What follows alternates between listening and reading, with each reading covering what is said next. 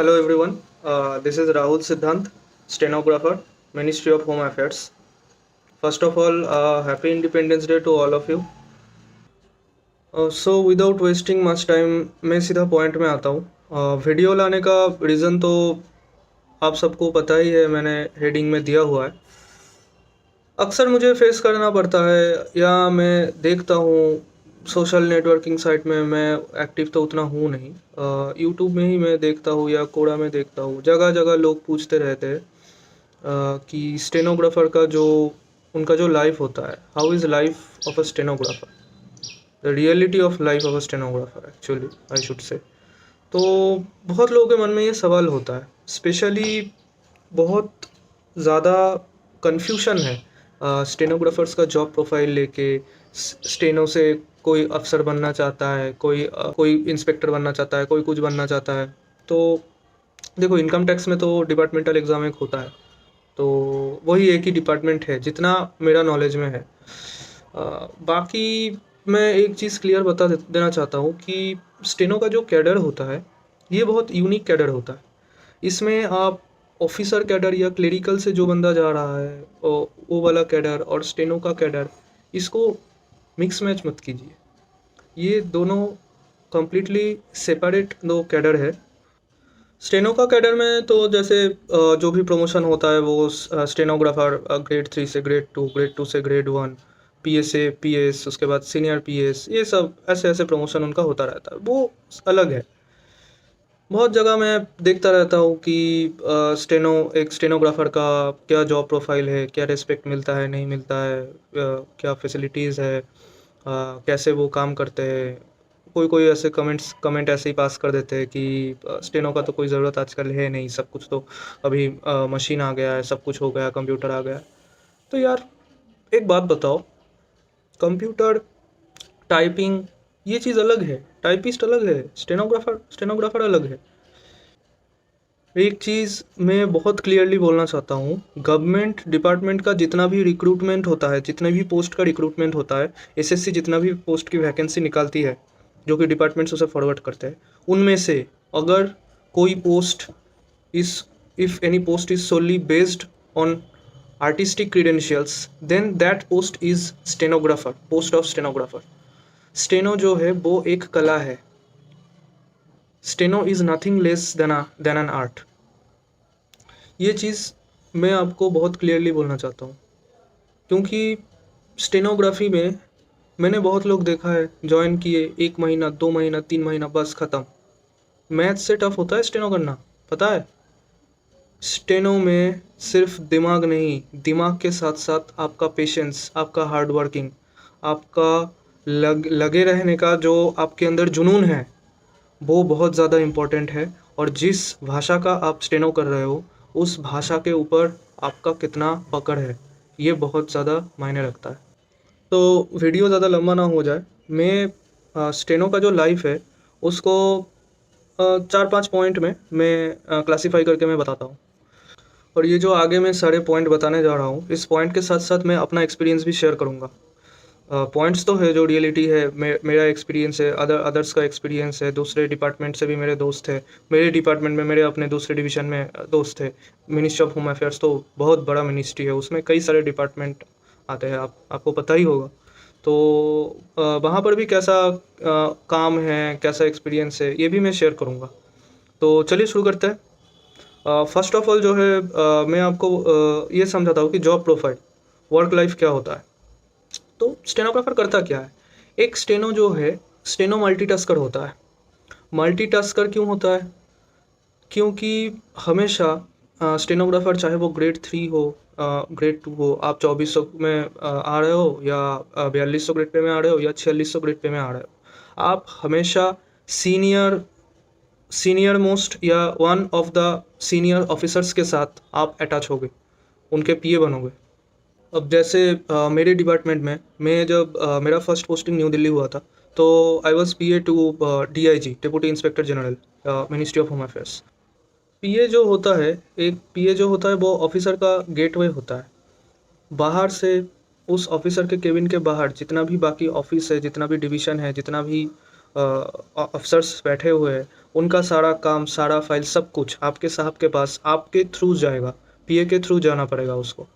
तो आप जो है उसको चैनलाइज करते हो, चैनलाइज करके ऑफिसर के पास, आपके अपने ऑफिसर के पास आप उनको भेजते हो वो काम, और वो अफसर जो काम करता है वो काम आप करके आप बाहर बाकी ऑफिस में डिस्ट्रीब्यूट करते हो। Basically you are like Swaminathan. आपने मालगुडी डेज तो देखा होगा, तो उसमें स्वामीनाथन को जो बोला जाता है वो he is like the cord of communication. तो एक PA is also a cord of communication between the officer he has been assigned under and the rest of the office. तो सीनियर ऑफिसर के साथ अटैच होने के कारण आपको first of all बहुत कुछ सीखने को मिलता है। इतने बड़े अफसर के साथ, डीआईजी, आईजी, एडीजी, उनके साथ जब आप अटैच होते हो तो आप देखते हो कि ये मतलब कैसे काम करते हैं, इनका लाइफस्टाइल कैसा है, इनका मोटिवेशन क्या है, काम के प्रति इनका डेडिकेशन कितना ज़्यादा है, ये देख के आप सीखते हो। और अगर आप अपने लाइफ में वो चीज़ जो पॉजिटिव जो क्वालिटीज़ आप अफ़सर में देख रहे हो वो आप अपने लाइफ में अप्लाई करोगे तो आप तो यार बहुत आगे निकल जाओगे। स्टेनोग्राफर के पास ये ऑप्शन होता है। मैं ऐसा नहीं कह रहा हूँ कि जो स्टेनो नहीं है वो बुरे सीखते हैं या बुरा करते, ऐसा नहीं। आपके पास स्टेनोग्राफर के पास बना बना ऑप्शन मिल जाता है, वो वहाँ से सीख सकता है अगर सीखना चाहता है तो वो सीख के अपनी ज़िंदगी में खुद इम्प्लीमेंट कर सकता है। और एक जो चीज़ है वो ऑफिस में आपका एक इन्फ्लुएंस बनता है। स्टेनोग्राफर का बहुत लोग पूछते हैं कि सीजीएल से जो अफ़सर होते हैं या बहुत बढ़िया होते हैं अफ़सर, सेक्शन ऑफिसर, एएसओ, इंस्पेक्टर वगैरह, सब ठीक है, सब अपनी जगह है। स्टेनोग्राफर का जो प्रोफाइल है बहुत ज़्यादा यूनिक है, आप उसको किसी से ऐसे कंपेयर नहीं कर सकते ब्लाइंडली। स्टेनोग्राफर का इन्फ्लुएंस अलग होता है क्योंकि वो एक हाई लेवल ऑफिसर के साथ अटैच है, उसको काम लेना है। मैं जब था, मैं सीनियर साइंटिफिक ऑफिसर से काम लेता था, मैं सीनियर हिंदी ट्रांसलेटर से काम लेता था, मैं assistant director, superintendent of police, SP वगैरह सबसे मुझे काम लेना पड़ता था क्योंकि मेरा वो ड्यूटी था। मुझे डीआईजी जैसे डिक्टेट करेंगे, जैसे बोलेंगे कि ये फाइल ये वो, तो मुझे वैसा काम करना होता था। तो उस वजह से उनके साथ अच्छा कनेक्शंस भी हो जाता था। ऑफिस में लोग भी जानते थे कि हाँ ये है पीए टू डीआईजी है। और बाकी जो है ऑफिस में आपको एक अलग नज़रिया से देखा जाता है कि आप स्टेनोग्राफर हो। स्टेनोग्राफर जो होता है ना, पता है वो एक बहुत ज़्यादा एरिस्टोक्रेटिक पोस्ट होता है, ऐसे आलतू फालतू एला वेला पोस्ट नहीं होता है वो। तो उसमें आपको मिलता है फुल इज्जत और आपके फैमिली को भी फुल इज्जत मिलता है। जैसे कि उसमें मिर्ज़ापुर ही आप देख लो। मिर्ज़ापुर में जैसे गुड्डू ने क्या किया, गुड्डू भैया ने ऐसे बंदूक लेके, घोड़ा लेके चले गए, उसको रखा, बोला कि आज से मेरी मम्मी को चाहिए फुल इज्जत। तो इसमें आपको घोड़ा वगैरह की ज़रूरत नहीं है, आपको बस स्टेनो का टेस्ट पास करना है, एसएससी स्टेनोग्राफर एग्जामिनेशन क्लियर करना है और बस आपको इज्जत मिलेगा, मिलेगा ही मिलेगा, इसमें कोई डाउट है नहीं। मैं अपने पर्सनल एक्सपीरियंस से बोल रहा हूँ भाई, जो इज्जत इसे मिलता है ना, ये बहुत कम लोग जानते हैं। ये कोई बताता नहीं है वीडियो बना के, कोई नहीं बताता है कैसे पास करोगे, कैसे स्पीड बढ़ाओगे, कैसे क्रैक करोगे, रिटन कैसे क्लियर करोगे, कौन सा किताब पढ़ना है, कितना पैसा मिलता है, क्या पे स्लिप है, सबका वीडियो मिल जाएगा। लेकिन स्टेनोग्राफर का जो रुतबा है, जो उसका रिस्पेक्ट है ऑफिस में, जो उसका पोजीशन है, उसके बारे में डिटेल वीडियो मैंने बहुत कम देखा है। मैंने ये चीज़ खुद देखा हुआ है, खुद एक्सपीरियंस किया हुआ है। और बस 2 साल भी नहीं हुआ, मुझे डीजी कमेंडेशन सर्टिफिकेट मिला हुआ है स्टेनोग्राफी करने के लिए और डीओज़ बनाने के लिए, प्रेस रिलीज़ बनाने के लिए। ये सब चीज़ जो है ये बहुत इंपॉर्टेंट चीज़ होता है। ये हर कोई नहीं बना पाएगा, एक सेक्शन ऑफिसर नहीं बना पाएगा। वो फाइल मूव करेगा, वो ऑफिशियल काम, एस्टेब्लिशमेंट का काम, एडम का, ये सब के लिए ठीक है। लेकिन एक जो ऑफिस को जब रिप्रेजेंट करने का बात आता है, जब ऑफिस का कोई फंक्शन होता है उसमें आप प्रेस रिलीज बना रहे हो, जो जब कोई मीटिंग हो रहा है, बहुत important meeting chaired by IG और डीआईजी और एडीजी और डीजी, उसका आप मिनट्स बना रहे हो, जो क्या क्या एक्शन है, किसको क्या करने के लिए बोला गया है, वो आप नोट डाउन करके फिर बाद में आप मिनट्स निकाल रहे हो। तो उस चीज़ का कोई रिप्लेसमेंट नहीं है। रिकॉर्ड, बहुत लोग बोलते हैं कि रिकॉर्डिंग कर लेंगे। रिकॉर्डिंग कर लोगे, उसको आप एग्जैक्ट कैसे कैसे लिखोगे, उसको आप स्क्रिप्ट फॉर्म में कैसे लाओगे? सरकारी ऑफिस में, दफ्तर में क्या होता है, अफसर पढ़ेगा ना कि क्या क्या मीटिंग में हुआ है, किसको क्या डायरेक्शन दिया गया है, वो कैसे करोगे? सुन सुन के कितना लिखोगे, कितना टाइप करोगे आप? बार बार उसको पॉज करो, टाइप करना पड़ेगा, फिर पॉज करना, फिर टाइप करना पड़ेगा, कुछ जगह आप खुद कन्फ्यूज़न हो जाएगा। स्टेनोग्राफर जो है वो डिक्टेशन लेता है, वो नोट करता है, खुद मॉडिफाई करता है, उसका जो फॉर्मेट है उस फॉर्मेट में लाता है, लाके उसको प्रेजेंटेबल बना के वो देता है। बस स्टेनोग्राफर का बस यही काम नहीं है कि डिक्टेशन लेंगे, छाप देंगे, फेंक देंगे, ये नहीं है। उससे कई गुना ज़्यादा और भी बहुत कुछ काम होता है। एक स्टेनो जो है उसको फाइल भी चलाना होता है, उसको कॉल्स भी लेने होते हैं, उसको कॉरेस्पॉन्डेंस भी हैंडल करना होता है, मल्टीपल कॉरेस्पॉन्डेंस हैंडल करता है वो। और वो सेम चीज़ जो मीटिंग होता है वो मिनट्स भी बनाता है, वो ऑफिस का प्रेस रिलीज भी बनाता है, और बहुत कुछ करता है।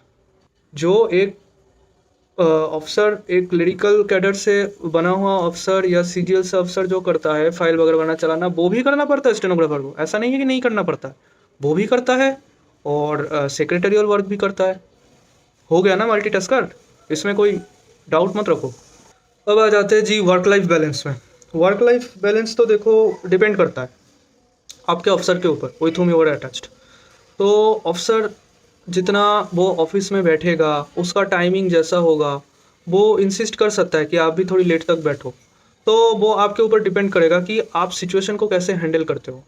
ऐसा नहीं कि जो शेड्यूल टाइम है उसका बियॉन्ड हमेशा वो आपको रोक सकता है या ऐसा कुछ प्रेशराइज कर सकता है, ये नहीं है। अगर कभी आपको रुकना है या कुछ को करना है तो उसका ऑर्डर मिलता है आपको कि इस फलाना फलाना स्टाफ को आज एक्स्ट्रा वर्क के लिए रुकना पड़ेगा, या फलाना फलाना स्टाफ को सैटरडे संडे ऑफिस आना पड़ेगा, उसका ऑर्डर निकलता है।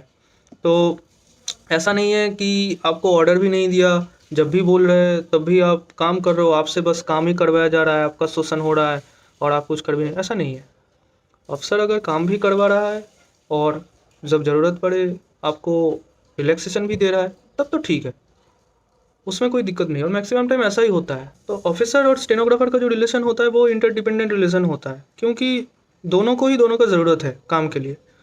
तो अब दोनों अपने बीच का अंडरस्टैंडिंग का बात है कि, लेकिन वैसे तो मेरा जितना तक एक्सपीरियंस है, या मेरे डिपार्टमेंट में जो भी मेरे दोस्त वगैरह जो पीए रहे है, या अभी कुछ और डिपार्टमेंट में अच्छे पोस्टिंग हो गए हैं, तो ट्रांसफ़र हो गए, तो मैंने देखा है कि कोई दिक्कत होता नहीं, कि एकदम टाइम से जाते हैं, टाइम से निकल जाओ, टाइम से आओ। स्ट्रेस कम होता है। इनों का स्ट्रेस सीजीएल वालों से बहुत कम होता है, या उसके उच्च बड़ा ऑफिसर और भी उससे तो कम होगा ही।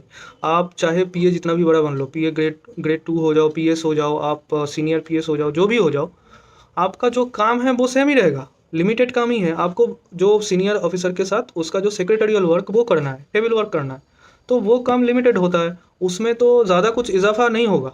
अचानक से एक दो दिन हो सकता है कि प्रेशर आ गया, लेकिन बाकी टाइम ठीक ठाक नॉर्मली रहेगा। तो वी कैन एक्सपेक्ट कि टाइम से आप आओगे और टाइम से आप घर जाओगे, तो वर्क लाइफ बैलेंस बढ़िया मेंटेन होता है। घर आप टाइम से पहुंच जाओगे और ऑफिस आप ठीक ठाक आ जाओ, वो अफसर के साथ आपका अंडरस्टैंडिंग का बात है, उसमें कोई दिक्कत होता नहीं है। क्योंकि देखो यार, अफसर को भी स्टेनोग्राफर चाहिए। स्टेनोग्राफर काम करेगा तो उसका काम जो है फास्ट होगा, क्योंकि स्टेनो मल्टीटास्कर होता है, वो बहुत एफिशिएंट होता है, बहुत फास्ट काम करता है। वो सबका ऑफिस का ना गो टू पर्सन होता है। हर कोई आके हर अपना इशू जो भी दिक्कत होगा वो होगा ना, वो आपको बोलने के लिए आ जाएगा, और आप भी उसमें हेल्प कर पाओगे। अब आ जाते हैं मॉनिटरी बेनिफिट में। तो एक चीज़ मैं बता देता हूँ, जो सीजीएल वाला जो लाइन है, जैसे एएसओ हो गया या असिस्टेंट हो गया, इंस्पेक्टर हो गया, उसका जो ग्रेड पे है, और स्टेनो का जो ग्रेड पे है, स्टेनो में भी 4600 है, 4200 है, उसमें भी है। स्टेनो में 2400 है। जो यूडीसी होता है, सीजीएल का जो यूडीसी है उसका भी 2400 है। तो कहीं मॉनिटरीली अगर आप देखो तो किसी एंगल से कम तो है ही नहीं, उल्टा कुछ मामले में तो आगे बढ़कर है। ये मैं क्यों बोल रहा हूँ? एक स्टेनोग्राफर का वो अपना स्किल टेस्ट देके वो इंक्रीमेंट निकाल सकता है, एडवांस इंक्रीमेंट ले सकता है वो। गवर्नमेंट हर अफसर को क्या मिलता है? एक इंक्रीमेंट मिलता है, 2 डीए मिलता है, हर साल एक इंक्रीमेंट मिलता है, 2 डीए मिलता है। अगर एक स्टेनोग्राफर वो अपना स्किल टेस्ट दे के, वो इंटरनल डिपार्टमेंटल स्किल टेस्ट का आदेश है डीओपीटी का, कोई डिपार्टमेंट बोल नहीं सकता कि नहीं मैं नहीं करवाऊँगा। डीओपीटी ने आदेश दे के रखा हुआ है, गाइडलाइन दे के रखा हुआ है उस गाइडलाइन के तहत आप स्किल निकाल लो। 80 का हो, ग्रेड डी हो तो 100 निकाल लो, ग्रेड सी हो तो 120 निकाल लो, ग्रेड डी हो तो 100 120 दोनों ही निकाल लो। डबल मिलेगा आपको इंक्रीमेंट। और एक निकालोगे तो एक इंक्रीमेंट मिलेगा। किसी और पोस्ट में मिलेगा? ऐसा नहीं मिलता है कहीं और। ये सिर्फ प्रमोशन के अलावा, जब तक आप प्रमोशन नहीं होता है, डीए और जो डीए आपका शेड्यूल्ड है 2 डीए और जो एक इंक्रीमेंट आपका तो फिक्स्ड है ही, उसके अलावा आपको एक्स्ट्रा इंक्रीमेंट मिल सकता है जो स्टेनोग्राफर के पोस्ट में मिलता है। मॉनिटरी बेनिफिट अच्छा खासा है। तो फाइनली मैं इसी बात से ख़त्म करूँगा कि जॉब बहुत बढ़िया है। स्टेनोग्राफर का जॉब मुझे जब मिला है ना, मैं आज ज़िंदगी में जो भी हो, जो भी कुछ मैंने बनाया है, जो भी कुछ किया है, आज इस नौकरी के वजह से मैं कर पाया हूँ। तो स्टेनोग्राफी ने मुझे बहुत कुछ दिया है और इतना अच्छा जॉब प्रोफाइल है, इतना बढ़िया जॉब प्रोफाइल है। आपका जो काम जो है वो बैलेंस्ड काम है, एक्सेसिव प्रेशर नहीं है। और आप जो है मल्टीटास्किंग करते हो, आपको जो है इज्जत फुल मिलता है, आपको जो है मॉनिटरी बेनिफिट बढ़िया मिलता है, आपका जो है सोशल स्टैंडर्ड अच्छा होगा। तो आप क्यों नहीं निकाल पाओगे एग्ज़ाम? आपको निकालना पड़ेगा, आपको क्लियर करना पड़ेगा। हाँ, ये कोई ऑप्शन तो कुछ है नहीं कि नहीं मेरे पास दूसरा ऑप्शन है, ये है वो है। आज के दिन में खड़े होके आप मुझे एक और एग्ज़ाम दिखा दो जिसमें लेवल इतना कम होता है। स्टेनोग्राफी एग्ज़ाम में बस 2 लेवल होता है, रिटन क्लियर करो, स्किल क्लियर करो, बात ख़त्म। बस इसको ही क्लियर करना है, इसको ही पूरा फोकस में रखना है। सामने स्किल टेस्ट है, जम के तैयारी करो, एग्ज़ाम निकालो, अपने मम्मी पापा को प्राउड करो, गर्लफ्रेंड है तो उसको भी प्राउड करो, उसके बाद शादी बना लो। और अगर गर्लफ्रेंड नहीं है तो अपने मौज के लिए तो एग्ज़ाम क्लियर करो भाई, क्लियर तो करना ही पड़ेगा, इसका कोई सब्स्टिट्यूट नहीं है। एकदम लगे रहो और दिन रात जितना हो सके उतना ज़्यादा शॉर्ट हैंड प्रैक्टिस करो, डिक्टेशन लो। मैं जब लेता था ना, मैंने जब फर्स्ट अटेम्प्ट में मैंने एग्ज़ाम क्लियर किया है, मेरा जो है हाथ में, रिस्ट में इतना दर्द होता था, मैं खा नहीं पाता था। मैं कैसे भी करके चम्मच से थोड़ा-थोड़ा करके खाता था, मैं हाथ से खा नहीं पाता। ये जो उंगली होता है ना, इसका जॉइंट होता है, बहुत पेन होता है भाई। क्योंकि मेरे पास टाइम कम था और एग्ज़ाम मुझे निकालना ही था। तो मैंने बहुत ज़्यादा अपने ऊपर प्रेशर दिया, बहुत ज़्यादा प्रैक्टिस किया कम टाइम में। और 2017 वाला एग्ज़ाम से मैंने 2019 में मैंने जॉइन किया जुलाई को, in the month of July new Delhi में मैंने जॉइन किया। जबकि मैं कोलकाता से हूँ, कोलकाता में बढ़िया सा कोई गाइडेंस मुझे मिला नहीं, कोई अच्छा खासा इंस्टीट्यूट कुछ है नहीं। तो उसके बावजूद जो छोटा सा किताब आता है पिटमैन का, अमेज़न से मैंने ऑर्डर किया, उसको देखा, उसका एक्सप्लेनेशंस पढ़ा, उससे प्रैक्टिस किया। बाकी यूट्यूब में वीडियोस वगैरह तो आता ही रहता है डिक्टेशन का, उससे डिक्टेशन लिया, दिन रात लगा रहा, खुद रिकॉर्डिंग किया, न्यूज़पेपर से डिक्टेशन रिकॉर्ड करके लिया, सब कुछ करके तब जाके मिला। पेंसिल पे पेंसिल ख़त्म हो गया, शार्पनर पे शार्पनर ख़त्म हो गया और शॉर्ट हैंड का कॉपी कोलकाता में मिलता ही नहीं था। बहुत ढूंढ के एक जगह से मैं मम्मी एक दिन 2 डज़न लेके आई, बहुत मैंने उसको पूरा ख़त्म कर दिया। पेंसिल का तो इतना बड़ा एक बैग बन गया, सारा पेंसिल ख़त्म होता था, जब इतना सा बाकी होता था उसको फेंक देते थे। तो ऐसे करके करके फाइनली जॉब लगा और जितना भी हार्ड वर्क था वो finally it paid off and I am satisfied with where I am today. But that doesn't mean कि मैं और फर्दर एग्ज़ाम नहीं दे रहा हूँ। मैं और फर्दर सीनियर पोस्ट के लिए मैं कोशिश कर रहा हूँ और पार्लियामेंट्री रिपोर्टर का भी टारगेट है। देखते हैं क्या होता है। Keep practicing, keep doing your good work and you will get success. Bye.